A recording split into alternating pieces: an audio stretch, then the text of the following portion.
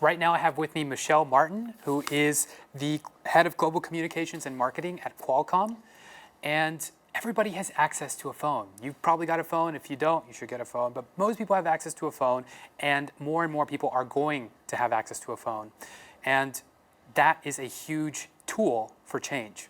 So Michelle, tell us about, first of all, how's it going? Good, how are Good. you? Thank Are you you for okay? having me. I am, yeah. Yes, awesome. Tell us more about the work you do at Qualcomm. What is Qualcomm? Sure, yeah, absolutely. For those people who aren't familiar, Qualcomm's a technology company.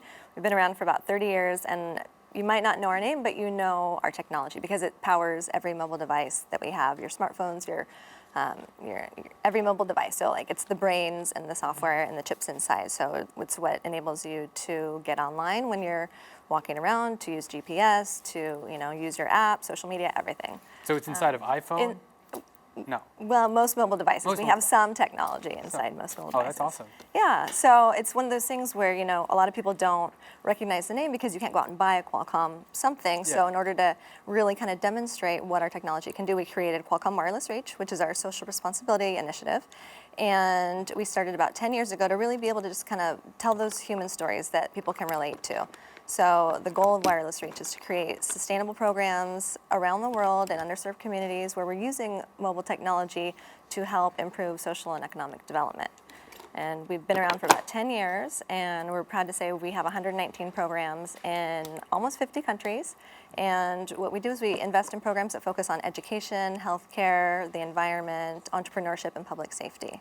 And yeah, we really believe that our technology has the power to improve people's lives, so we are excited to be able to share these stories. We've impacted over 11 million people so far with Wireless Reach. So 11 million. 11 million. That's a huge number. Very cool. It is, yeah. So when I think about my phone, I think about the fact that I use Facebook and Snapchat and Twitter, and I waste a lot of time on it. Yeah. But you're saying that the phone can actually be a tool for change, for lasting social impact. Why is it important for underserved communities to have access to mobile phones?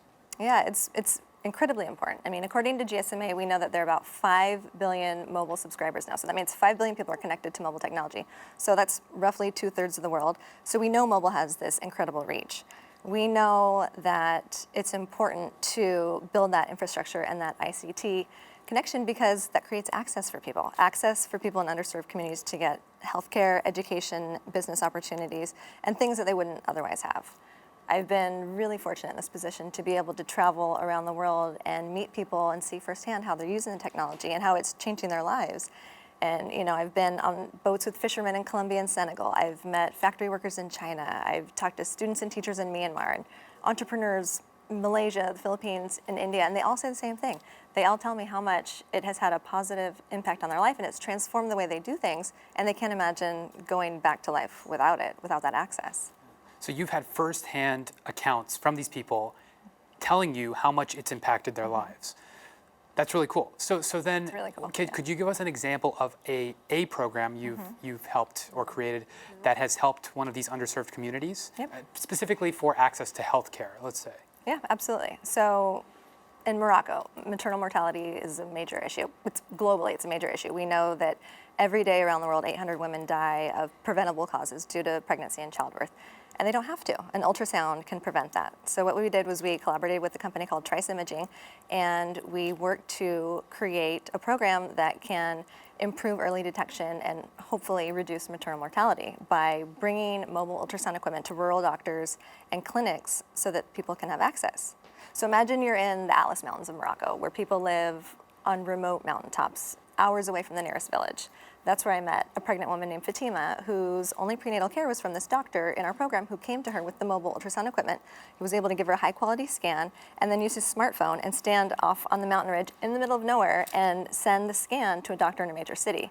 So I mean, just the juxtaposition of that rural area with the technology, like the possibilities are endless. So from that program, we were able to see the time for a medical review of the ultrasound went from 2 days to 2 seconds. The cost of an ultrasound went from $80 to $2. The time for the medical review went from 2 weeks to under 24 hours. So I mean, it's kind of a no-brainer that it's a positive thing. So because of the success, the government, the Ministry of Health in Morocco, committed to scaling it through the country. So for us, that's a win-win. When the programs demonstrate these proof points where we say, look, this mobile technology can really help people, and then it becomes scalable on its own. That's very cool. So you're saying that you had a proof of concept, you tested it out in a small community, and then the government took notice and then helped implement that on a wider scale.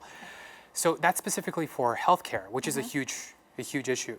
What's another example? Like another way that you're helping leverage mobile technology to help social good? Sure.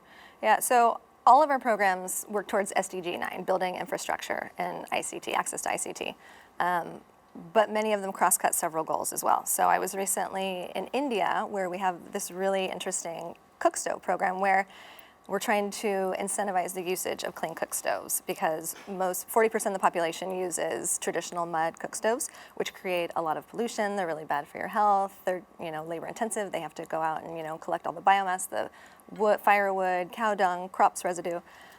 So we are collaborating with an organization called Next Leaf Analytics to incentivize usage by inserting a mobile component. So we're attaching a sensor to the clean cook stove, so you can track the usage of the clean cook stove, and then that ties to a dashboard where the data is transmitted wirelessly, and we can ultimately reward carbon credits for the more cooking they do. So the more women cook, the more they can earn. So they're generating revenue, they're decreasing pollution, less soot and smoke is better for their family. It's pretty impressive. I was in this village of Conchacali, and I met this woman named Tara who was so happy that by using the clean cook stove, she's now able to, earn money for her children's education. They're all healthier.